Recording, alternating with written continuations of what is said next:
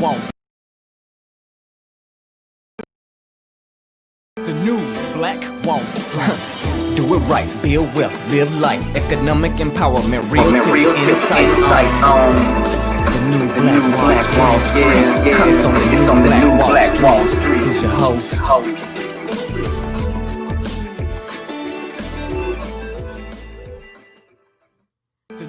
The new Black.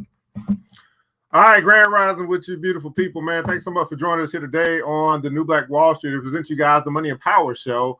I'm your host, ERGJ, your certified financial educator, CEO of ERGJ Enterprises, ERGJ Black Bazaar, and international best-selling author of the book, The Black Billionaires Club. The book that I wrote, guys, is a study of Black wealth. It's a study of the 12 richest Black people in the world today and how they built their wealth. And I truly believe that if you want to be wealthy, that's a big if, by the way. But if you do, I recommend that you study wealthy people.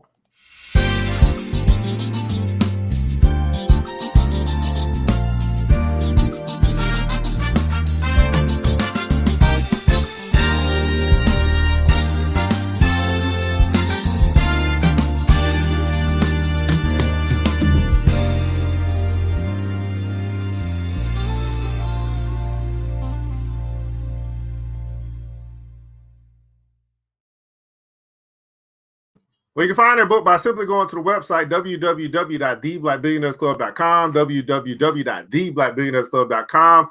Pick up your copy today. Well, today, guys, we've got a fantastic show set up for you guys. We switched some things around a little bit. I wanted to add a few pieces I think will be helpful for us as we kind of move through the rest of the year and on forward, as this has kind of been a staple to learn a little bit about money, find out what's going on in the economy, but then also be motivated to go out and go get it as well.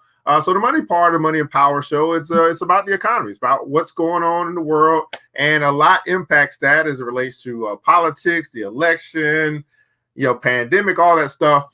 To try to keep up with that stuff, to have really a financial type of show.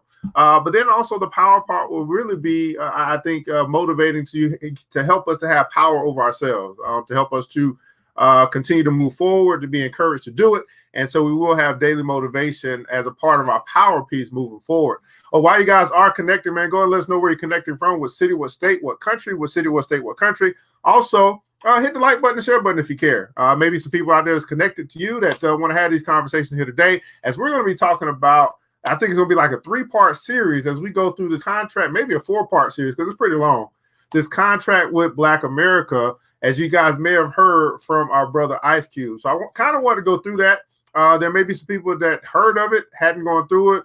What's it about? What's the contract about? See if you agree with it or not. And then we have the piece that there was I guess you could say a plan or a proposition that was sent to the Democratic Party and a proposition that was sent to the Republican Party. So we want to take a look at both of those. And then I think going through the contract itself will probably be about 2 days. So it'll probably be a 4-part series. This contract with Black America, because if you are Black in America, it may be kind of good for us to know what's inside of this thing. And so I'm glad that this came out and it was something that I could find, something to kind of dig through. And so our contract with Black America. Good morning. See, A.V. is in the house, man. Thanks so much for joining out of Toledo, Ohio is in the house. K Dollars is in the house as well. Thanks so much for joining out of Columbia, South Carolina. We are going to start with our daily motivation here on October 19th, where we are broadcasting live across Facebook, YouTube as well. And today's title is Hands On. This is coming from the book written by Dr. Dennis P. Kimbrough, A Daily Motivation for African American Success. And our quote of today comes from Enola P. McMillan, who was the first woman executive director of the NAACP, the first Black woman executive director of the NAACP, says this, and I quote, "All mothers are handicapped. All mothers are handicapped. They only have 2 hands. They only have 2 hands." What's going on, Shiro? Florida's in the house. Good morning to you. Thanks so much for joining us here today. And here's our passage based upon that quote, hands on. Opening ourselves to others is a beautiful pattern that we can weave. Lending a hand and an emphatic ear can lift the spirits not only of the person in need, but also of the person serving. We need to remind ourselves constantly that each of us can serve, and through our service, we increase our self-worth. A man broke his left hand one night. As he lay in bed, he imagined a dialogue between his right and his left hands. His right hand said, "Left hand, you're worthless." Everybody's glad it was you that was broken and not me. You're useless. His left hand asked, why are you superior? His right hand replied, why? My owner can write a letter without my owner cannot write a letter without me. His left hand said, but who holds the paper on which he writes? The right hand came back with, who swings the hammer? The left hand asked, who holds the nail? Then the left hand continued, when our owner shaved yesterday, you held the razor, but his face was cut because I wasn't there to help. When our owner's watch stopped, you couldn't wind it because I wasn't there to hold it. You can't even remove money from his wallet unless I'm there to help. Our owner can do very few things without me. We, as Black Americans, resemble both hands. We live in a sometimes difficult world. We can do very little without the support of each other. We can do very little without the support of each other. And so as I think about his passage here today moving forward in this world or accomplishing the goals that I want to accomplish, I realize I can't do it by myself, and hopefully you do as well.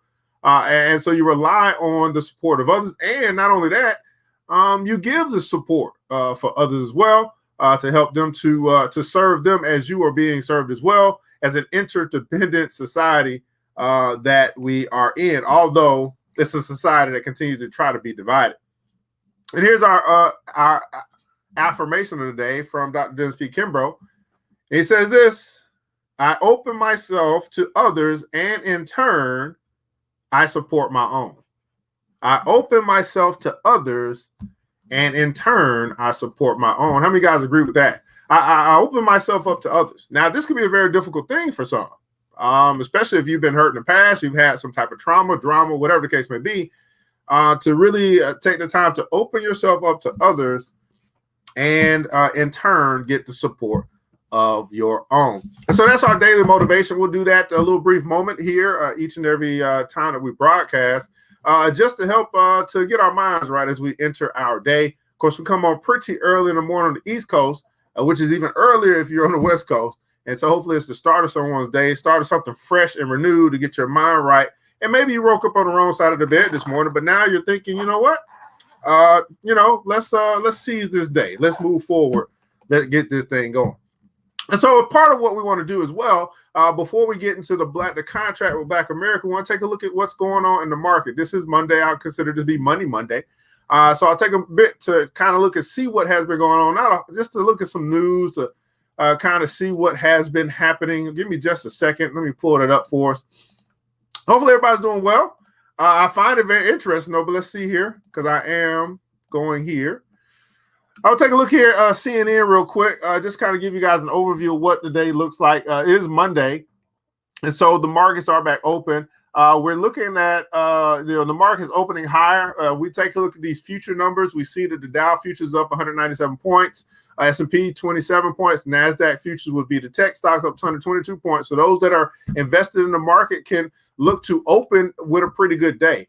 Now, of course, as the day moves forward and new news comes out and things like that, that may change, but we should open up higher. So, those that are investing and are in some pretty good position should feel pretty good. And what you'll also notice or learn as well is that that Wall Street is much different than Main Street.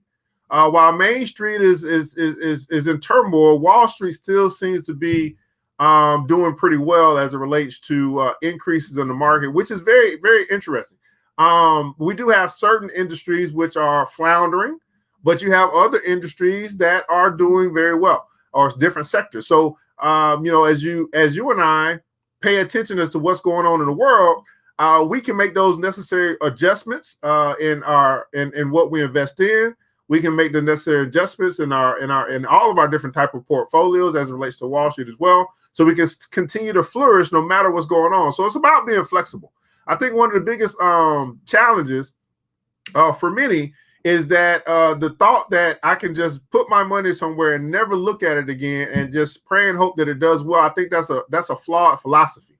I believe that we should be reviewing our money the same way that we do our health. If we're supposed to go get an annual checkup, at least do an annual checkup on your money as well. And then especially during times like this, during uncertainty, as we have had the pandemic, we also do have the elections coming up, which could change everything. I think we understand that you know, that the blue side or the left wing and the right wing or whatever, they have different philosophies on what they view as important. And that has an impact on the economy as well. Good morning to you, Ms. Mankins Golden, Ms. Glenda Tate Williams in the house, Brother Anthony Dallas Fort Worth in the house, Grand Rising, Ms. Reed, how are you? Good morning to you. Now, first, look here at this article here about COVID fears hitting Wall Street. This had an impact on Thursday and Friday, but obviously that, it seems to be what happens when we get to the weekend, people forget what happened last week. So we're in a whole different stretch today. So this news that we're looking at right now, I would consider to be old news. What we need to look ahead to, I believe, is going to be we are now moving into the quarter or the month, part of the month where a lot of big name companies are going to be reporting their earnings. And I've got my eye on quite a few that should have done fairly well over the past 3 months. So this is where companies release their earnings, let you know how they've done, what they expect moving forward. All of the different companies, they all report pretty much every 3 months. So whether it be in technology, whether it be in travel, all companies have a earnings date that they report how they've done and what they expect to do in the future to give you an outlook as to what you can expect. This gives us the indication of how long we can look at this recovery as it relates from a business standpoint, when travel shall pick back up, when cruises will open back up, things like that. So I would say whatever it is that you are, you may be invested in or may be interested in investing in, I think it's very important for you to take a look at, to listen to, or at least review their earnings calls, what they say, what they expect, things like that as well. Yeah, Tesla as well. What's going on, Tay Renee? How are you, man? Yeah, Tesla, I don't know when they're reporting, but they do have a date. They will let you know what day they are reporting. I can let you know if you want to know that. We can look at that just for a real second. And the way you can find it out, you can go to Tesla website, but we can come here as well to find Tesla whenever it wants to update. 1 second. Maybe I didn't do it right. So when is Tesla going to update? And I'm not going to spend a whole bunch of time here because I really want to get into really look at this contract. I think it's pretty cool, man, to have someone even take the time to put something together as it relates to a contract. So their next report is going to be October 22nd. So that's going to be this week. So Tesla is looking to report. Is going to report on Thursday. That could be before the bell, after the bell. If you are a Tesla investor or you are considering Tesla as an investment, may be good for you to take a look at how they've done, what they expect moving forward to give you a good indication of what's going on with Tesla in the future. So yeah, you just found when that'll be Thursday, the 22nd, right? 22nd, yeah, 22nd. Yeah, that's right. What's going on, Jennifer? How are you? So, at any rate, again, we'll do kind of a quick overview of what's going on in the market. If we find other news to discuss, NIO has been doing. If you have been, this is one of these companies that stock up 100,000% since March. They had some attacks too, guys. They had some cyber attacks. Barnes and Noble had a cyber attack. I believe Robinhood had a cyber attack. Look at this. Wells Fargo fires 100 employees for misrepresenting themselves to access COVID-19 relief funds. People do anything for money. And then also next week or maybe Friday, I'm going to cover black billionaire Robert Smith and his tax evasion. I guess you could say, I'm going to say a scandal, but his settlement, his tax evasion settlement, which he's going to be working with the feds to take down some more people. At any rate, till we get to that, guys, we'll be right back, man, for our commercial break. Oh, yeah. I got to stop sharing this, I think. This thing don't work like I want it to work. Maybe it ain't going to work. Try it again. Oh, yeah.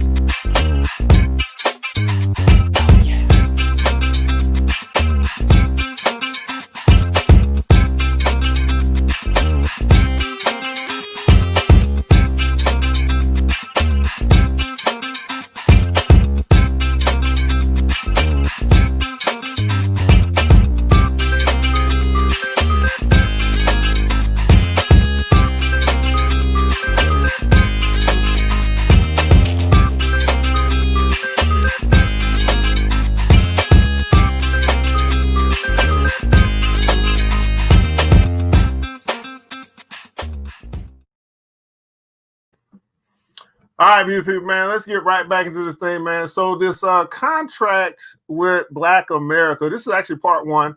As you guys may know, I guess it was Thursday of last week, and I didn't get to it till today. That there was some information came out from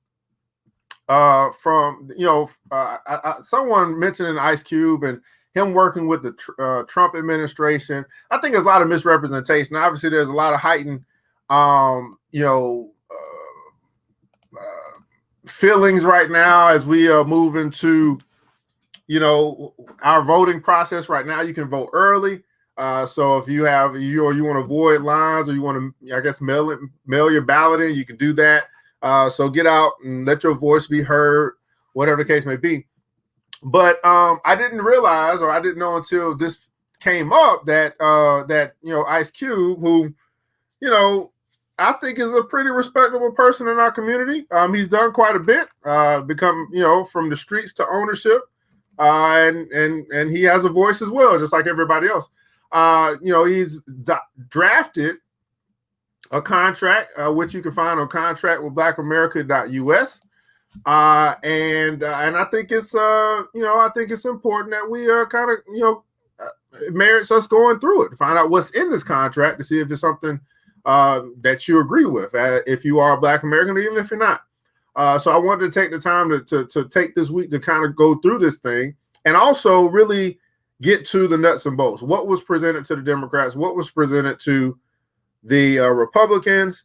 And as Ice Cube said, he presented both parties with information that one side said they'll get back to him, the other side said, hey, let's talk. So I don't know what else people expect, but let's find out. So just real quick, guys, you guys come to contractblackamerica.us. That's where this is found. We're just going to go through the summary. There is a somewhere you can agree and put your name on a list and agree here. You can take action with them as well. They got resources that you can share. This is the full contract. If you want to go beyond the summary, there's a 22-page contract that was doctored up. He's got a Biden campaign, Trump campaign, so both have been. He's got some information on how you can register to vote, so you can let your voice be heard as well, and a few other things going on here also.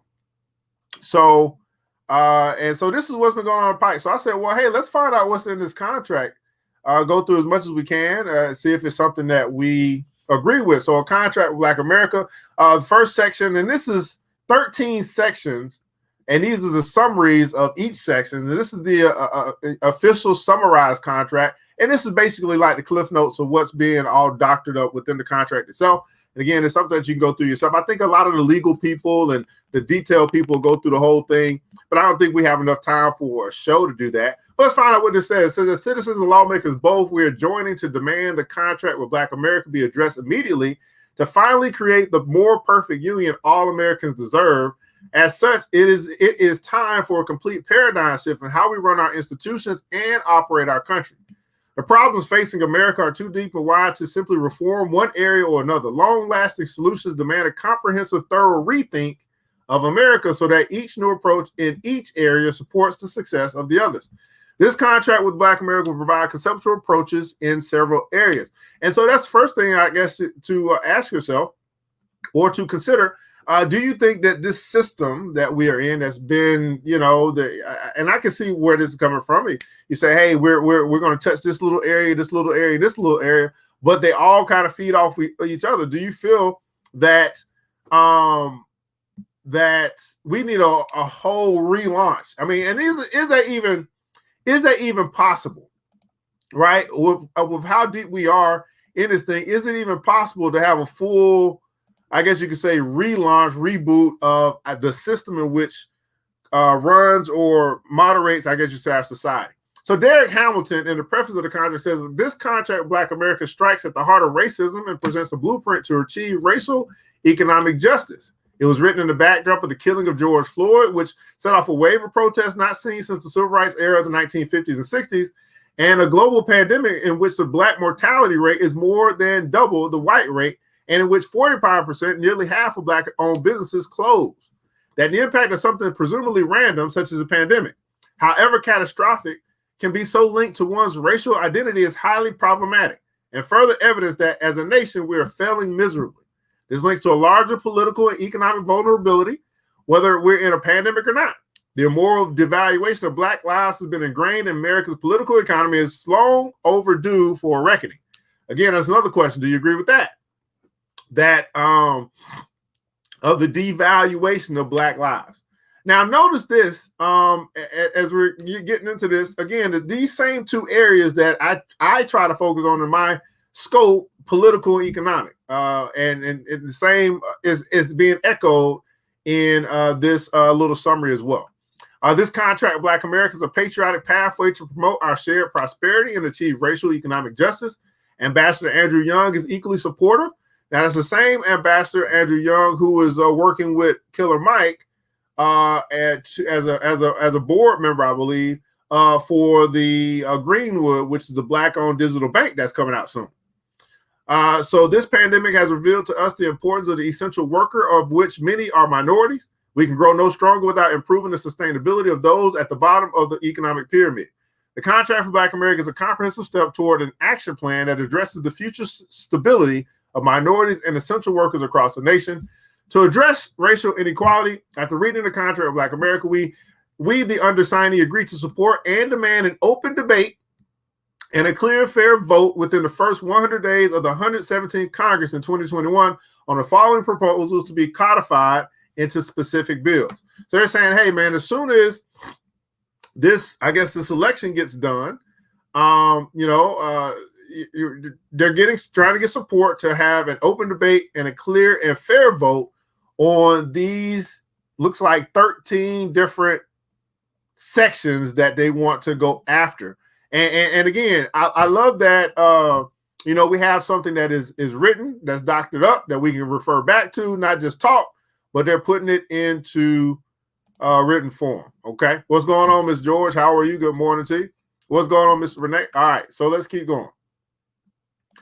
So a bill to guarantee Black opportunity representation, adopt a plan of neo-reconstruction to redress past wrongs systematically imposed on Black Americans economically throughout many generations that has resulted in a wealth gap where the average white family has 10x the wealth of a Black family. In addition to some of the economic initiatives listed below, also formally apologize to Black Americans for past discrimination and slavery. Additionally, Black opportunity representation will include affirmative action in schools, public and private, per student funding in states on an equal basis instead of paid by local property taxes. Black representation on all government rights bodies, civil rights classes mandatory in elementary school, gerrymandering reform, additional polling places in Black and minority neighborhoods, Juneteenth to become a federal holiday. All right, let me go back. So affirmative action in schools, public and private. Adding in the private part is important. Per student funding in states on an equal basis instead of paid by local property taxes. That's interesting. Black representation on all government civil rights bodies. That's important. Civil rights classes mandatory in elementary schools. I think this is geared towards just teaching, all about what happened through the civil rights era. And I don't know if that's happening or not. Maybe just during Black History Month. I don't know what gerrymandering is. I have to look that up. Additional polling places in Black and minority neighborhoods. So I guess they feel like it's a lack of opportunity to actually go to the polls, I guess. I don't know if that, I don't feel that way in my area, but I guess that could be true some places. And Juneteenth to become a federal holiday, man. What you guys think about that? Juneteenth as a federal holiday. That's interesting. So all of this is in representation, looking for Black to guarantee Black opportunity and representation. And here are some of the things that they want to have an open debate on, discuss as we look into this this contract with Black America. What's called Ms. Dark-Daniels. The problem is many of these initiatives have already been attempted through various agencies, CBC and others. There needs to be a collaboration of effort. I agree with you. Yeah. Let's go. Lending reform. This is going to be interesting. So Black bank lending will be regulated to require banks to lend a percentage of all loan and credit categories on an equal basis to the Black population each bank serves. However, the minimum threshold must yearly meet the percentage equal to the national population. Currently, approximately 13.4% rates on black loans federally and from banks to be the same average rates as whites. Okay, so here they're saying, hey, requiring banks to lend based upon their population, right? So if there's a 13.4%, I guess that's the number right now, of the loans should go to black people, because black people make up 13.4% of the population. And I wonder what that rate is now.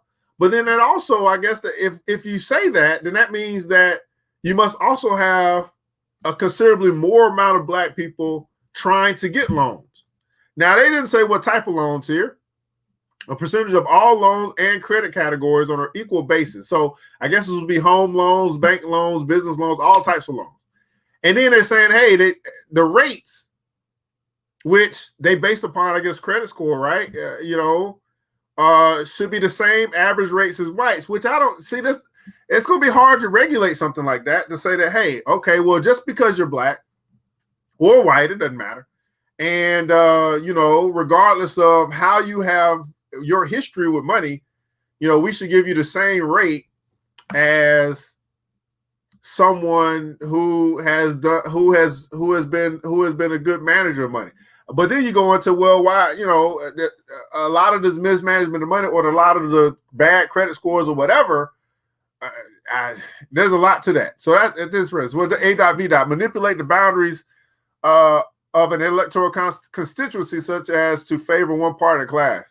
Oh yeah, we need that. We need some reform when it comes to that. You blue states, red states, all that stuff. Bank lending will be regulated. How will you regulate bank lending? Is there going to be some internal? Who's going to regulate the bank? Right? It's not going to be the Federal Reserve. Are you going to have some committee that would then will review all of this for each bank and see? I mean, don't they already have some type of regulation? Some people who regulate the bank. This seems to be very difficult to. I mean, you can have. This is the thing. Like, you can have conversations about this stuff, but what would be real solutions to it? You know what I'm saying? Like, to have a discussion about it, have an open debate, that's great. But and then this is like a demand to say, okay, well, here's what we want. But after you get past it, here's what we want, you get to the how can we do it? How can it be done? And this seems to be a little far-fetched, although it sounds good. And I just want you guys to know I'm beyond like sounding good. I'm beyond, okay, yeah, this sounds good, but what is the real reality of being able to monitor, manage, and ensure, and then I guess you could say, correct, right, if there's some issue going on. I don't know about this one. This one seems a little difficult. Federal funding. Let's see here. Federal funding of baby bonds.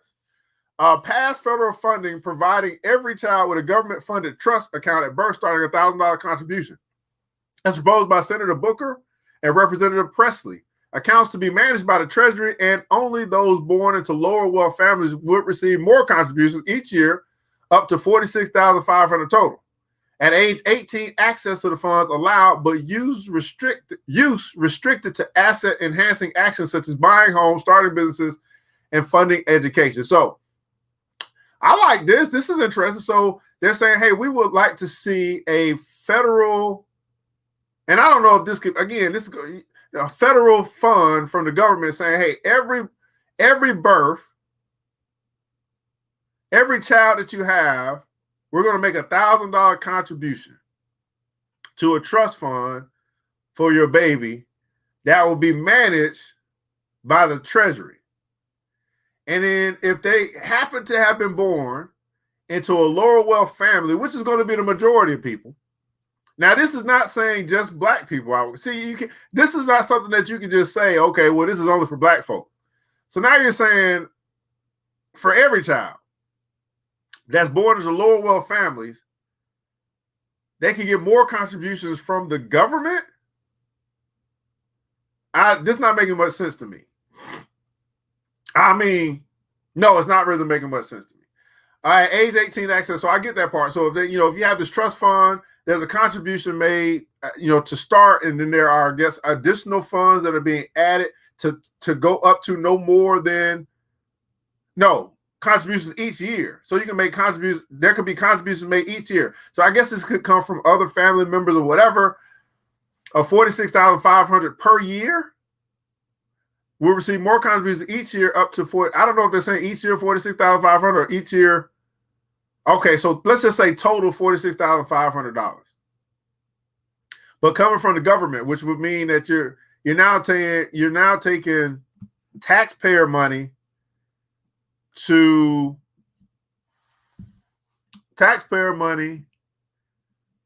contribute to a trust fund to assist all children born into a lower wealth family. I don't know how viable that would be. And I get you right. So it's set aside a particular class of people. Set aside money for a particular class of people. But in this particular case, this is geared towards all lower wealth families, not necessarily just Black families. Although most, I'm not gonna say most, because it's only 13.4% of the population. But most of that lower class, I guess would be Black family. But this just seems a little far-fetched because, if every child, I just don't see this. This doesn't even seem like it's even plausible. Every child born into a lower wealth family is going to get $1,000 contribution from the government, a trust fund from the government. When you're born, you become a debt to society. I don't know about this one. This is another one that sounds good. It doesn't seem like it's very doable, especially if we're going to rely on the government to do it, and the government to oversee it. This is not making much sense to me. But I do like the concept. I like the concept if it was not trying to make the government do it, but as an initiative to get people to do it. Maybe nonprofits to do it. Maybe people in the family do it, because in the family structure, you do have some that are well to do and some that are not well to do, right? So if there was maybe a program or a initiative to get the well-to-do family members to open up trust funds for the not so well-to-do family members of the trust fund, of the family, or if there was an initiative to say, just all who can, because if you in a family structure, let's just say you got 8 people, you're talking, basically pay $125 a person to put $1,000 trust fund together for a newborn baby. What if that was the initiative to encourage people to do that, especially Black families? I like that a lot better than trying to put it in the hands of the government, because then you can say, okay, well, this is the thing that we did to get this start to drop this seed for this child, and that will make, to me, that makes much more sense than to try to press the government to do it. And I'm not trying to say, I just don't think that trying to even having a conversation about the government, pressing upon the government to do this for people when people can do it for themselves. I don't see that. I don't see that. $1,000 contribution, that's about $125 per person if you have an 8-person family for a new baby child. If the future of the child becomes important to the family, the whole family or the village, then this would be something that would be done in the village, and it can become a habit, just like Jews or other, ethnic groups do. That, to me, that makes a little bit more sense. What's going on? Mark said, man, making financial education more priority might be a better place to start. Now, let's see if they get to that. If they get to, if they start talking about, they talked about civil rights being a mandatory class. What about, adopting financial literacy being something that's mandatory? Let's keep going. I don't know about this one. I like the concept, though. I do like the concept if we could maybe steer it away from government more towards organizations, individuals, stuff like that. Federal Reserve and government pensions All right, so for qualified Black Americans, Federal Reserve to allow one-time interest-free loan for home ownership. The Fed to ensure banks and institutions it oversees comply with bank lending reform. Fed to adopt modern monetary theory with goal of full employment and avoidance of actual inflation. Federal and state pension funds control over $1 trillion. They must allocate 13.4% of their investment into Black-owned enterprises and businesses. Venture capital and private equity funds that take money public entities must invest 13.4% of their total funds in Black-owned businesses. So this is pretty cool. This goes right back to the lending form. So they're saying, hey, not only banks to loan have a disparity of 13.4% to Black, to Black folks as far as loans are concerned. Now you're going after, the Federal Reserve, which pretty much untouchable. Venture capital and private equity funds, pretty much untouchable. Like how? I mean, I guess if they take public money, but if they are a venture capital or private equity fund, they probably are getting the money because they have an idea what they want to invest in. So this again seems a little far-fetched. I do like the first part though. The Federal Reserve to allow one-time interest-free loan for home ownership, but again, if you're doing an interest-free loan, why would we want if it's the bank's real role to give loans out for homes, why go to the Federal Reserve and say, hey, now we're gonna supersede the bank and have Federal Reserve, who is over monetary policy, to then do an interest-free loan for home ownership? No one makes. I mean, I don't know. I'm just not. No one's in the business of giving money away for free. That's not the business of money. Like the business of money is to lend so that you get some type of return. So, but the idea or the concept is that home ownership should be important to everyone. Or home ownership, Black home ownership should be important to everyone. I don't know. This is so what I got so far from the first four, the first four parts of this is that obviously the number 13.4% is important. That's our population within the states.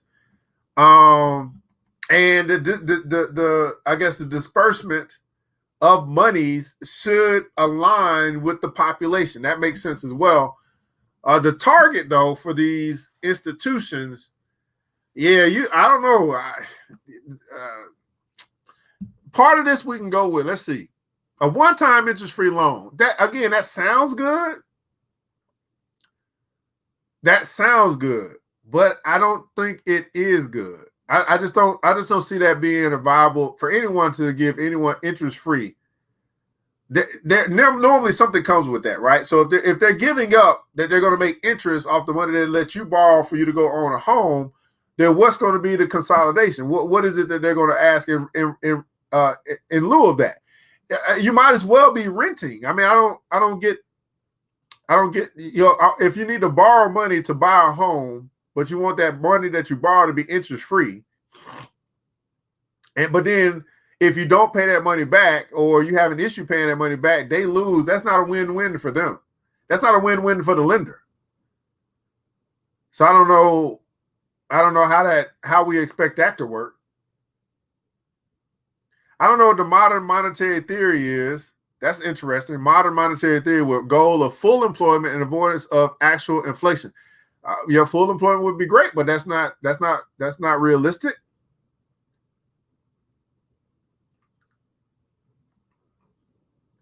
Now, this federal and state pension funds, they control over $1 trillion. I guess that would be right now.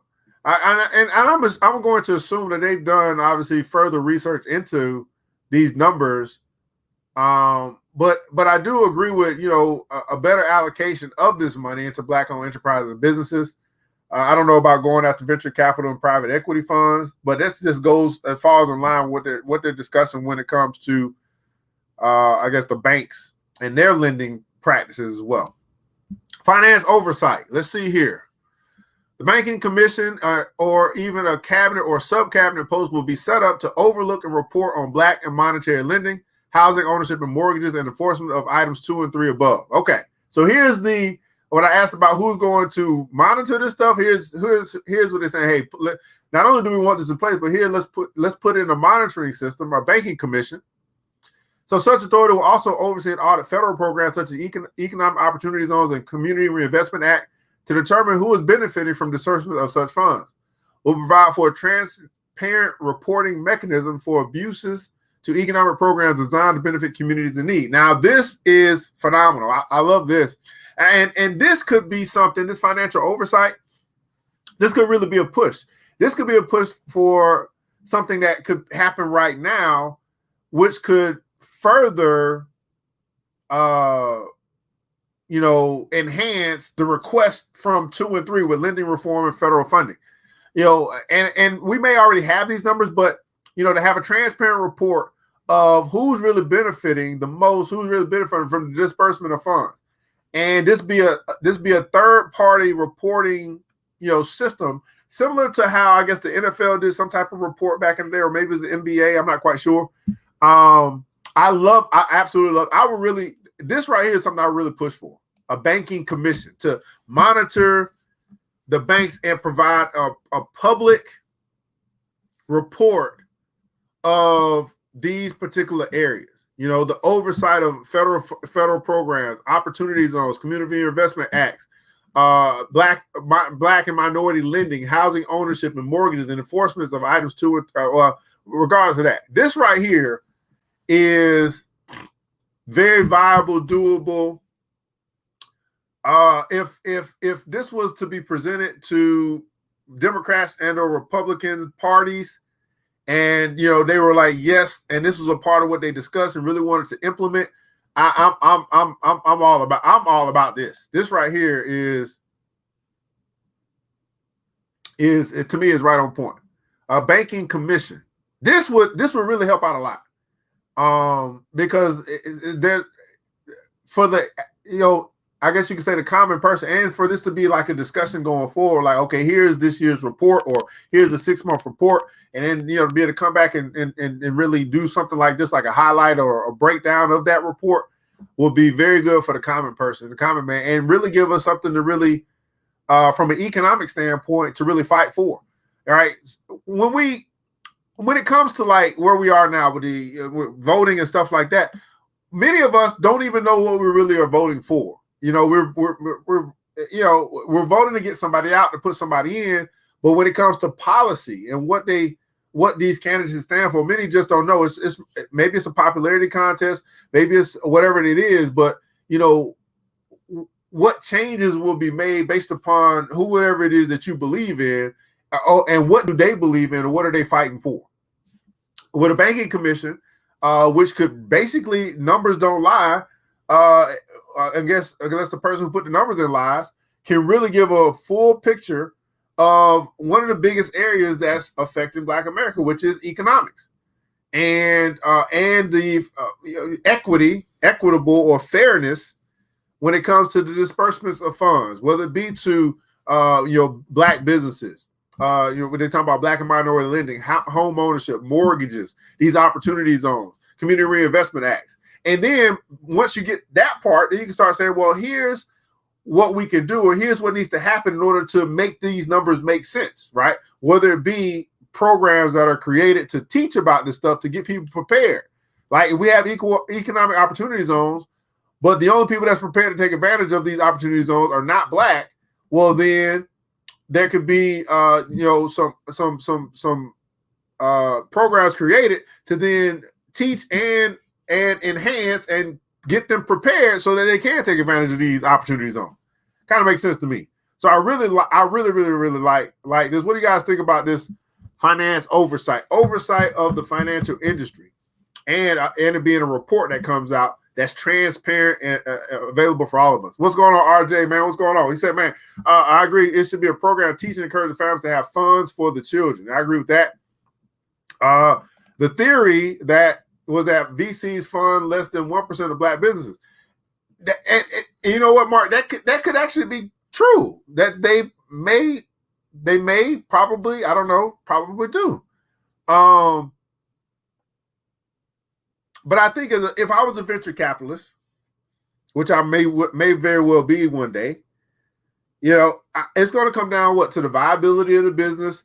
You know, my belief that this business will succeed and bring me back money, and there when it comes to, I guess for me, when it comes to, I'm not going to say that we're not in every industry when it comes to businesses that are created, but it just seems that, you know, we're behind the 8 ball, behind the curve when it comes to technology businesses and things that really move the needle forward as it relates to a whole society. And I could be very wrong when it comes to my not going to say my belief, but my thoughts on what I see, because there's a lot that I don't see. But it's their money. Like, they're venture capitalists and private equity firm for reasons. Yeah, that's what I'm saying. That's exactly what I'm saying, right? VCs are typically tech-based, and most black businesses are product. That's exactly what I was trying to say. You said it so much better than I did. Right? All right. So let's keep going. 8:16, got a little bit more left. We're going to stop at probably 6 or 7, and we'll look at the rest of it. Again, guys, this is Contract Black America. This was formulated by Ice Cube and his team. And we're just looking at an overview of these different areas that they're focusing on. They want to have open dialogue, and they want some stuff to go on to bills. And as you guys are listening to this, reading this, or whatever, just trying to give you some ideas. Again, the Banking Commission to me this is probably the best thing I've seen so far. That's actually like doable, can get done in a short amount of time. Data and credit. Let's see what you're talking about. So most states publicly release bulk data about arrestees unchecked, like the 1970 Fair Credit Reporting Act regarding credit data. There must be guidelines regarding arrest records that allow similar privacy and accuracy protections and the right to dispute and correct inaccurate data. I agree with that. Credit services will be reformed to mandate consideration of individual consumer data on rent, utility, cell phone, and other light bill payments. I agree with that. So I like this.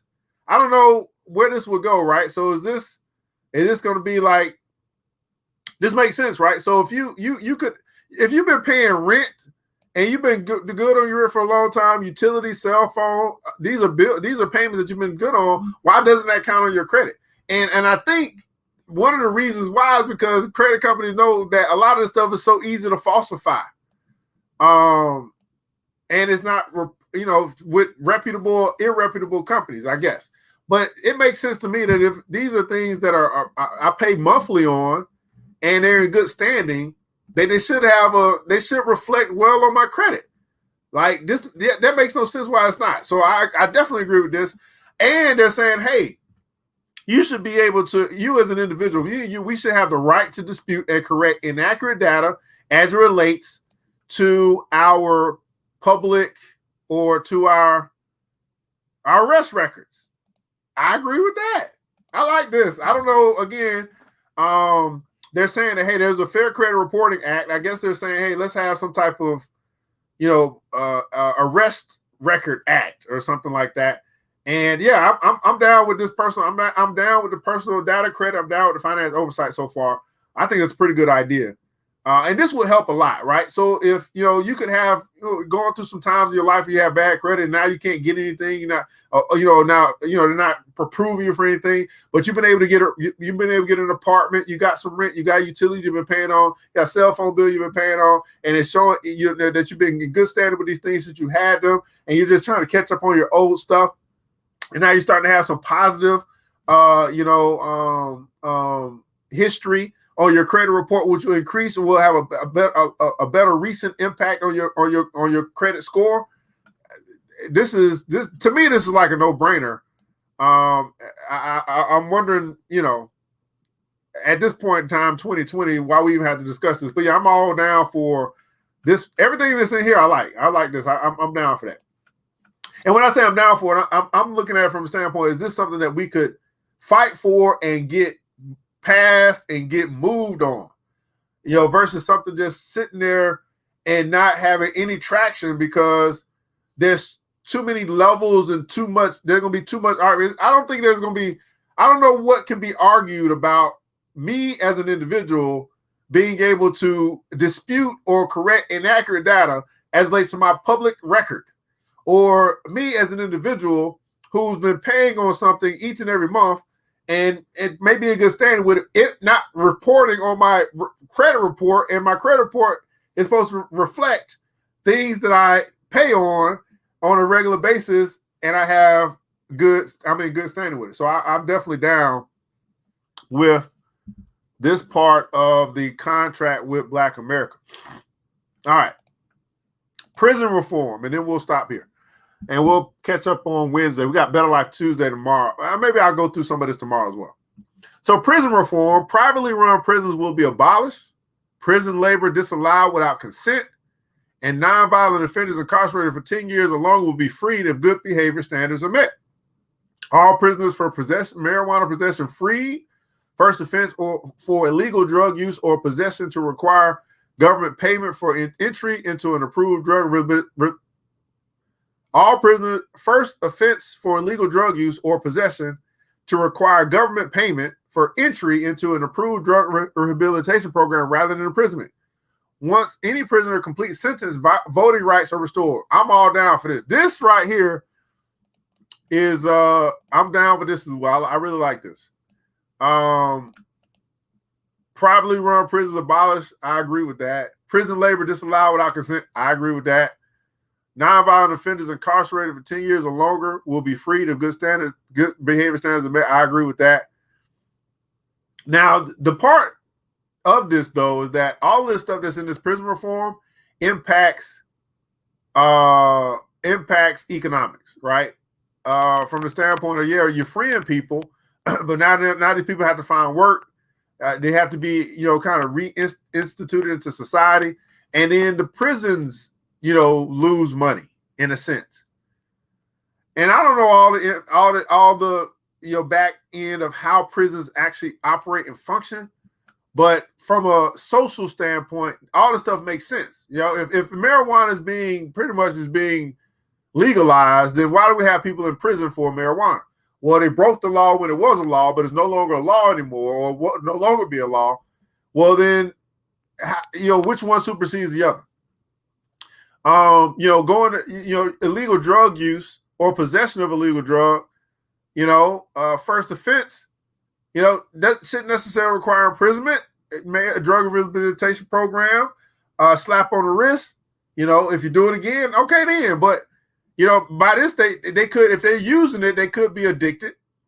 If they just possess it, a lot of people possess illegal drugs. So I'm down for this prison reform. I like this. I mean, and again, I like that with this contract that there are things that we can read and review, versus, and we can come back to this, right? This is something he put together. It's on the internet. It's out there. So the read and review, we can come back to and say, okay, where do we stand on this stuff? So, a shout out to Ice Cube. And again, we haven't gotten into what's been presented to the Democrats, what's presented to the Republicans. We'll get to that as we go through this week. But I think it was important before people really made, kind of try to make decisions or really talk about whatever, this and that, all of this noise, that we actually read and see what's in the contract. If it's something that we agree with, don't agree with, to have an opinion about something that you haven't read, that doesn't bode well, doesn't make a whole bunch of sense, right? But to actually go through something, say, okay, this is stuff that this makes sense, this doesn't make sense, I agree with this, I don't agree with that, and to understand the contract itself before we start looking at, okay, how who's ever working with who or who's working with who or whatever, I think this makes much more sense. And this is why I wanted to present this, because I know people may not necessarily know that this exists, where to find it, and then also if they even go through it, because we're all busy people. So we can take the time to go through it on the show. And then you can, share your thoughts, your ideas, what you think about this particular contract with Black America. So we'll stop here. We went through introduction through 7. We have 1, 2, 3, 4, 5. We have 6 more left to go. we'll pick that up. I guess we'll pick it up tomorrow, Better Life Tuesday. So this is a Contract Black America by Ice Cube. Then on Wednesday, we'll probably go through what was presented to the Democrats, what was presented to the Republicans, and then I don't know if we're gonna do what we'll do on Friday. So we'll see that. But you guys can come to contractblackamerica.us. That's where this can be found. You can agree and sign once you read through the stuff and you support the contract and you want to get on this list of demanding an open debate. You can get on that list as well to show your approval. You can support this contract on social media, share some stuff out. If you are a supporter of this as well, you can sign up to get updates. They got a PDF where you basically download the whole contract. It's open. And then they got contact resources at Capitol Hill. I think that should be Capitol Hill, but anyway, as well, I guess maybe in particular areas if you want to fight the good fight. So all that can be found here on the site contractblackamerica.us. Contractblackamerica.us. Q was on Roland Barton to try to explain the contract, did not articulate his arguments very well. Well, I don't know. I had to watch that. So Ice Cube, he was on Roland Martin to explain the contract. Yeah, and this thing has been out, I think, since September or early October. I'm not quite sure when this came out, but it is something, guys. And so something is better than nothing. Take time to review it if you so wish to do so. And we'll get back to it tomorrow. So we'll do part 2 tomorrow. Do a Better Life Tuesday. Find out the other 6 points of the contract itself, at least the summary side. There is a details, like in a full contract, if you really want to read through all of that. I just wanted to get, kind of a nuts and bolts of what was doctored up for us to review. So today we've taken a look at this, and we'll follow up tomorrow. We had our daily motivation, and then also we took a look at what's going on in the market today. Again, the market should open up pretty good, and increases across the board in particular areas. And we'll follow up tomorrow with the part 2 for this Ice Cube discussion and this contract with Black America. Well, people want to say thanks so much for tuning in today to the Money and Power Show, presented to you by New Black Wall Street. I'm your host, ERGJ, certified financial educator. And I want you guys to remember this, that it takes a village. It starts with us. Let's build as we climb together. We all we got, beautiful people. Matter of fact, we all we need. And thank God that's more than enough. Until next episode, you know what time it is. Mr. DJ, hit the music. The new Black Wall Street. The new Black Wall Street. Thanks you for joining the show. We gave a lot of great tips, but it's time to go. Take the knowledge we shared, hope you use it and grow. We will see you all there at the next episode of The New Black Wall Street. The new Black Wall Street.